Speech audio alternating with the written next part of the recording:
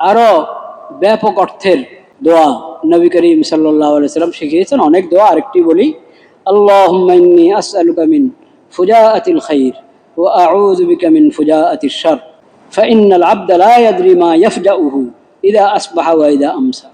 সকাল সন্ধ্যা পড়ো আল্লাহুম্মা ইন্নী আউযু বিকা মিন ফুজাআতিল খাইর বা ফাজআতিল খাইর ওয়া আউযু বিকা মিন ফাজআতিশ শার।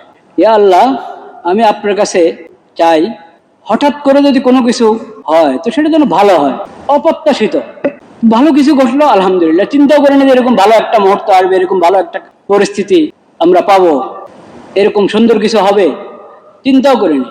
তা ইয়া আল্লাহ, আমরা আপনার কাছে অপ্রত্যাশিত কল্যাণ চাই। ও আউযু বিকা মিন ফাজাতিশ শার, অনাকাঙ্ক্ষিত সকল অকল্যাণ অনিষ্ট থেকে আপনার আশ্রয় গ্রহণ করি। আকস্মিকভাবে হয়ে যাচ্ছে, তা আকস্মিকভাবে হলে ভালোটা হোক, খারাপ কোনো কিছু যেন না হয়। আল্লাহ, আমরা আপনার আশ্রয় গ্রহণ করছি। নবীজি বলেন, তুমি তো জানো না হঠাৎ করে কি ঘটতে যাবে, সকাল হচ্ছে আর হঠাৎ করে কি ঘটবে, সন্ধ্যা হচ্ছে হঠাৎ করে কি ঘটবে, কিচ্ছু জানো না তুমি।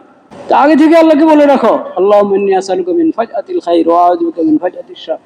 নবী করিম সাল্লাল্লাহু আলাইহি সাল্লাম বলেছেন, ইযা রাআইতুমুল হারিকা ফাকাব্বিরু ফাইন্নাত তাকবীরা ইউতফিউ।